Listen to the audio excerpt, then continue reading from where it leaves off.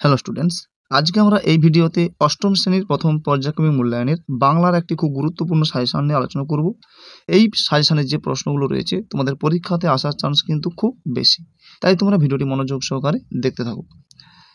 তো এখান থেকে কি বলেছে দেখো, নিচের বিকল্পগুলি থেকে ঠিক বিকল্পটি বেছে নিয়ে লেখো, যে কোনো দুটি করতে হবে 2 মার্ক।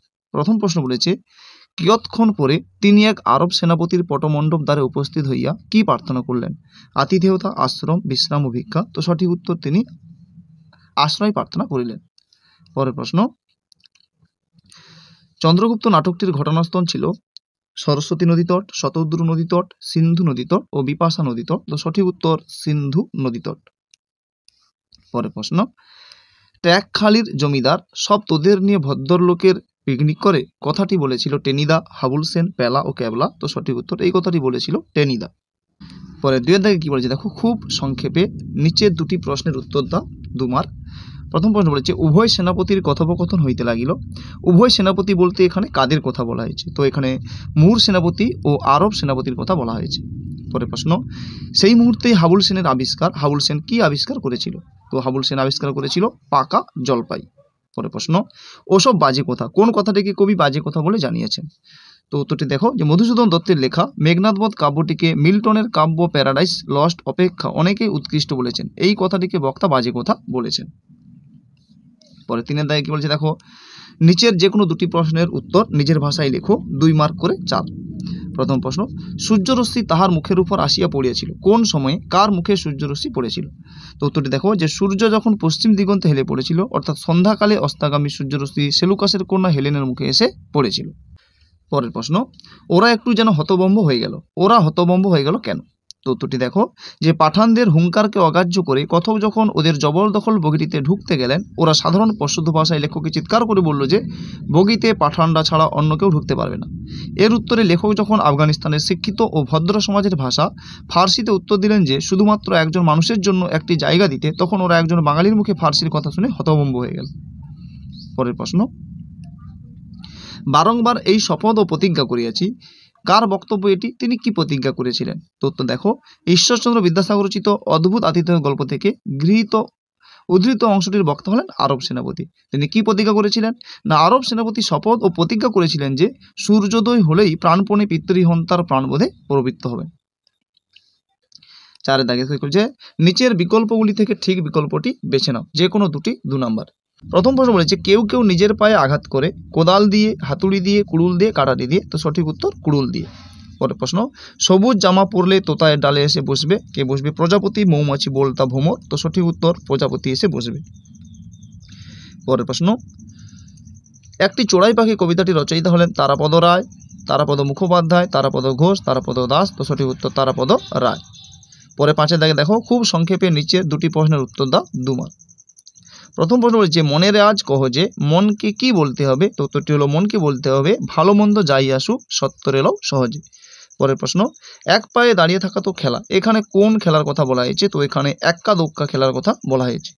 পরের প্রশ্ন, পরবাসী কবিতায় কোন দুটি নৃত্যের কথা বলা হয়েছে? তো পরবাসী কবিতায় কত্থক ও কথকলি এই দুটি নৃত্যের কথা বলা হয়েছে। পরের প্রশ্ন, নিচের যে কোনো দুটি প্রশ্নের উত্তর দাও, 2 × 2 অর্থাৎ 4 নাম্বার। প্রথম প্রশ্ন হচ্ছে, মানধাতারই আমল থেকে চলে আসছে এমনই রকম। মানধাতারই আমল বলতে কি বোঝো? তখন থেকে কি চলে আসছে? তো উত্তরটি দেখে নাও। মানধাতার আমল বলতে প্রাচীনকালের কথা বোঝানো হয়েছে। জীবনের চলমানতার স্বাভাবিক ধর্ম অনুযায়ী কিছু মানুষ ফাঁকি দেয়, কিছু মানুষ সেই ফাঁক পূরণ করে দেয়, আবার কারো ভাগ্যের সম্পদ অন্য কারোর ভাগ শূন্য করে দেয়। পরের প্রশ্ন, 2 দিকে বন, মাঝে ঝিকিমিকি পথ, বনের মাঝের পথ ঝিকিমিকি কেন?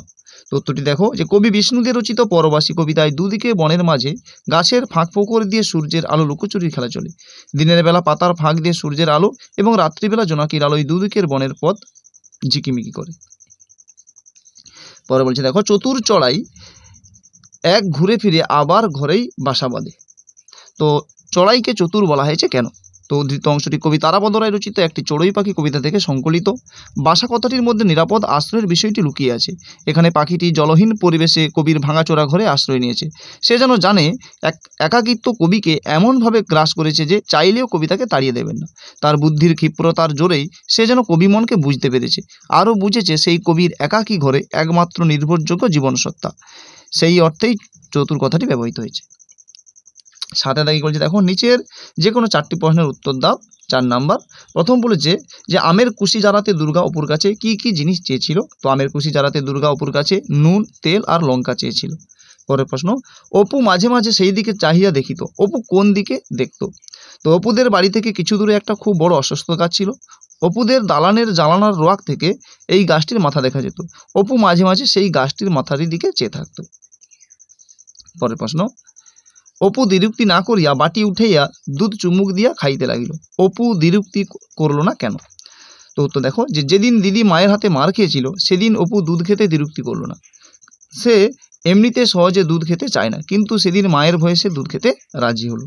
পরের প্রশ্ন, অপু না শুনিয়া বোকার মতো হি হি করিয়া হাসিল। কি শুনে অপু হেসেছিল?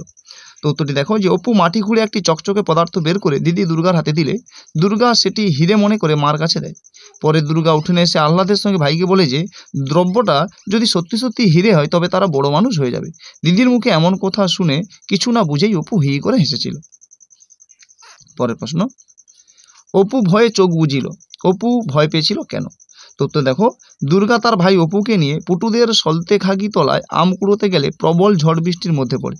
চারিদিকে মুষলধারে বৃষ্টিপতনের একটানা শব্দ, মেঘের গম্ভীর গর্জন কানে তালা লাগাচ্ছে, যেন মড়মড় করে সমস্ত বাগানই ভেঙে পড়েছে। এমন ভয়ানক পরিস্থিতিতে অপু ভয় পেয়েছিল। পরে 8 দাগে দেখো নিচের বিকল্পগুলি থেকে ঠিক বিকল্পটি বেছে নাও, যে কোনো 4টি 4 নাম্বার। প্রথম বলেছে রাজকাহিনী শব্দটির মধ্যে আছে 1টি রুদ্ধ দল, 3টি মুক্ত দল, 4টি মুক্ত দল, 2টি রুদ্ধ দল, 2টি মুক্ত দল, 4টি রুদ্ধ দল। তো দেখো রাজকাহিনী যদি উচ্চারণ করি রাজকাহিনী, তাহলে 4টি রয়েছে রাজকাহিনী, তার মধ্যে প্রথমটি রুদ্ধ দল, বাকি 3টি মুক্ত দল। তাহলে সঠিক উত্তর প্রথমেরটা, অর্থাৎ 1টি রুদ্ধ দল, 3টি মুক্ত দল। পরে দেখো 8 দাগে 2 কি বলেছে যে নিম্নের কোনটি 3টি রুদ্ধ দল বিশিষ্ট। তাহলে আমরা দেখো যদি বলি পর্বত প্রমাণ, তাহলে পর্বত প্রমাণ এখানে 4টি দল রয়েছে, কিন্তু পর্বত এবং লাস্টে মান এই 3টি কিন্তু রুদ্ধ দল। কারণ আমরা জানি শেষে যদি ব্যঞ্জন বর্ণ যুক্ত থাকে তাহলে তাকে বলা হয় রুদ্ধ দল। তাহলে এখানে হবে পর্বত প্রমাণ রুদ্ধ দল। পরের প্রশ্ন, খোকা থেকে খোকন, এখানে যে নিয়মে ধ্বনি পরিবর্তন করেছে তা হলো দেখো খোকা ছিল তারপরে খোকন, অর্থাৎ লাস্টে কি রয়েছে দন্তন এসছে, তাহলে ঠিক হবে অন্ত ব্যঞ্জনাগ, অর্থাৎ সঠিক উত্তর অন্ত ব্যঞ্জনাগ। পরে দেখো 8 দাগে 4 বলেছে দেখিয়া দেখিয়া দেখে, যেমন করিয়া করিয়া করে, বলিয়া বলিয়া বলে, এগুলো সবই কিসের নিয়ম? অভিশ্রুতির উদাহরণ। তো সঠিক উত্তর অভিশ্রুতি। পরে 9 দাগে দেখো কি বলেছে নিচের প্রশ্নগুলি খুব সংক্ষেপে উত্তর দাও, যে কোনো 6টি 6 মার্ক। প্রথম প্রশ্ন বলেছে ধ্বনিলোপ কত প্রকার ও কি কি? তো ধ্বনিলোপ 2 প্রকার, স্বরধ্বনিলোপ ও ব্যঞ্জন ধ্বনিলোপ। পরে স্বরাগম বলতে কি বোঝো? উত্তর দেখো উচ্চারণের সুবিধার্থে কোনো শব্দের আদি, মধ্য বা অন্তে পূর্বে অনুপস্থিত কোনো স্বরধ্বনির আগমন ঘটলে তাকে স্বরাগম বলে। যেমন স্পর্ধা থেকে আস্পর্ধা, দেখো স্পর্ধাতে কিন্তু আ ছিল না, কিন্তু পরে কি এসছে? আ এসছে, তাই এটি কি স্বরাগমের উদাহরণ, এটি আদি স্বরাগমের উদাহরণ। পরে প্রশ্ন, স্বরলোপ কত প্রকার ও কি কি? তো স্বরলোপ 3 প্রকার, আদি স্বরলোপ, মধ্য স্বরলোপ ও অন্ত স্বরলোপ। পরে দেখো 9-4 কি বলেছে দল বিশ্লেষণ করো অকাল বোধন। তো আমরা যদি দল বিশ্লেষণ করি অকাল বোধন, তাহলে কি অকাল বোধন, তার মধ্যে দেখো অ মুক্ত দল, কাল রুদ্ধ দল, ব মুক্ত দল এবং ধন রুদ্ধ দল। পরে দেখো রুদ্ধ দল কাকে বলে? না দলের শেষে ব্যঞ্জন ধ্বনি থাকলে তাকে ব্যঞ্জনান্ত বা রুদ্ধ দল বলা হয়, যেমন ধান, গম, চাল, রাগ ইত্যাদি। পরে তোমাদের একটি প্রবাদ থাকবে, দেখো তাল ঘষলে গন্ধ মিঠা, নেবু ঘষলে হয় তিতা। এই প্রবাদটি দিয়ে একটি বাক্য গঠন করো।